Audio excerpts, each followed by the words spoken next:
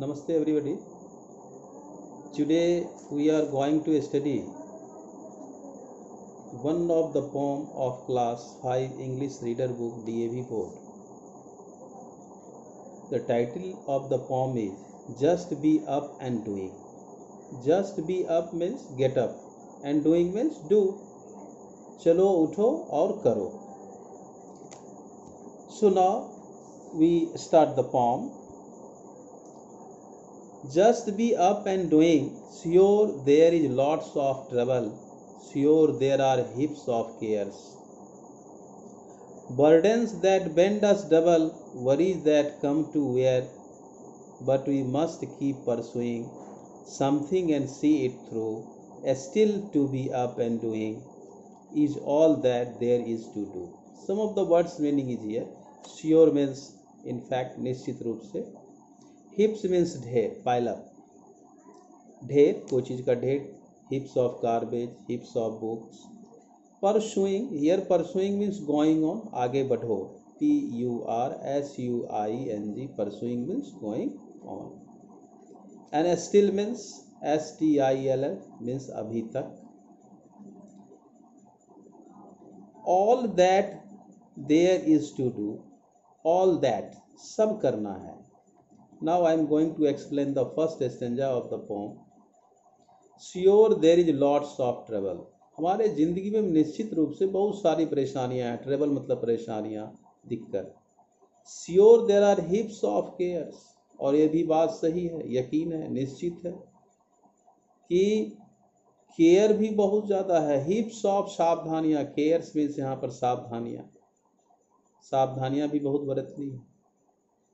Burdens that bend us double, जो हमारे ऊपर भार होता है, बर्डन मतलब भार होता है, वो हमें झुका देता है दुगुना. Worries that come to wear, जो चिंताएं आती है हमको पहना देती है कपड़े की तरह, उस चिंता के कारण हम परेशान हो जाते हैं. बट वी मस्ट कीप ई परसुइंग, लेकिन इतना के बावजूद भी, चाहे वो बर्डन आए, चाहे वो चिंता आए, लेकिन हम फिर भी आगे बढ़ते रहते हैं.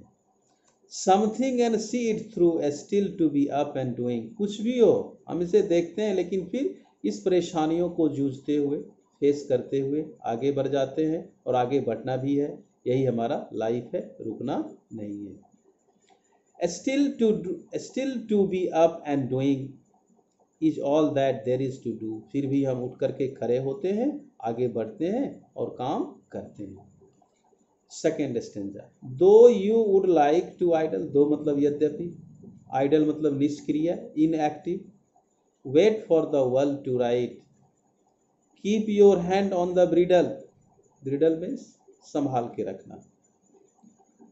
Fight when you have to fight, women are won by wing, fortune is won the same, and to be up and doing is all there is to gain. To be up and doing मतलब उठना बैठना. Now I am going to explain the stanza. Though you would like to idle, idle मतलब inactive. Wait for the world to right. Though you like to be idle, अगर आप निष्क्रिय हैं, काम नहीं करते हैं, आलसी हैं, तो प्रतीक्षा कीजिए, दुनिया को ठीक होने दीजिए कि आपका समय जब आएगा तब आप काम करेंगे, ऐसा सोचते हैं तो वेट कीजिए आप. Keep your hand on the bridle, और अपने हाथ को संभाल के रखिए. Keep your hand on the bridle मतलब अपने हाथ को संभाल के रखिए.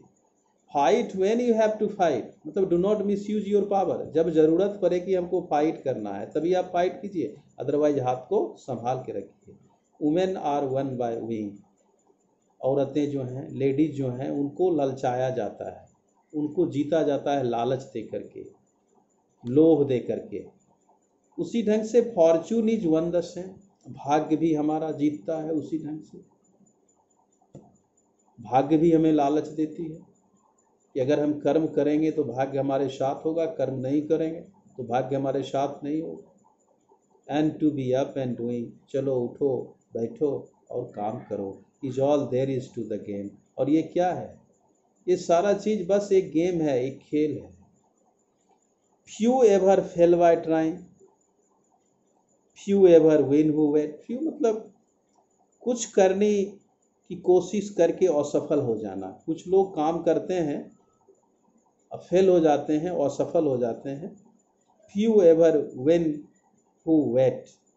और कुछ लोग जीत भी जाते हैं जो प्रतीक्षा करते हैं समय का, अपॉर्चुनिटी का, कि राइट समय आएगा तब हम काम करेंगे या वार करेंगे। All of your sitting shine never will conquer fate. Shine मतलब होता है आहें भरना। कनकर CONQUER, कनकर मतलब होता है विजय प्राप्त करना। आपके बैठने के सभी आहें कभी भी भाग पर विजय प्राप्त नहीं करेंगे। अगर आप बैठ जाएंगे और आहें भरेंगे तो कभी आप फॉर्चून के ऊपर विजय प्राप्त नहीं कर सकते हैं। कर्म करना है। इसीलिए भगवान कृष्ण ने गीता में कहा था, duty is thy concern, reward is not. कर्म करना आपका काम है, फल आपके हाथ में नहीं है। Whatever path you are heaving, HEWING, heaving मतलब चल रहे हैं। गोइंग, आप जो कोई भी रास्ते चल रहे हैं, चाहे आप स्टूडेंट हैं तो पढ़ाई अच्छे से करिए, कर रहे हैं। अगर बिजनेसमैन तो बिजनेस का काम कीजिए, डॉक्टर हैं तो वो धंधा में आप अच्छा से काम करें। वन थिंग इज सर्टेन, एक बात तो निश्चित है सन, मेरे बेटे, either B up and doing, उठो और काम करो, सोने से काम चलने वाला नहीं है। और soon you will be down and done, नहीं तो नीचे गिर जाओगे और इतने नीचे चले जाओगे कि फिर ऊपर उठने के लिए तुमको काम करना ही है। So this chapter, this poem gives us the message that we should not be idle, we should be active, and we should do the work as per our stamina and never try to feel frustrated or upset. Anyhow, we have to do the work. So we must believe in duty. Duty is thy concern. कर्म प्रधान विश्व करी राखा, जो जस करहि सो तस फल चाखा। कर्म सबसे बड़ा है, अगर हम कर्म करेंगे तो वही सबसे प्रधान है, और जो जैसा किया वो ऐसा चखा। Now we come to the question answer sessions here, and page number 65 you see here. So we will discuss the question answer sessions in the next video. Today this is enough for you all. All of you please go through this video twice time, and thereafter you prepare one words meaning and prepare a summary also. If you have not subscribed, you must subscribe it. That's all. Thank you. Have a nice day. Namaste.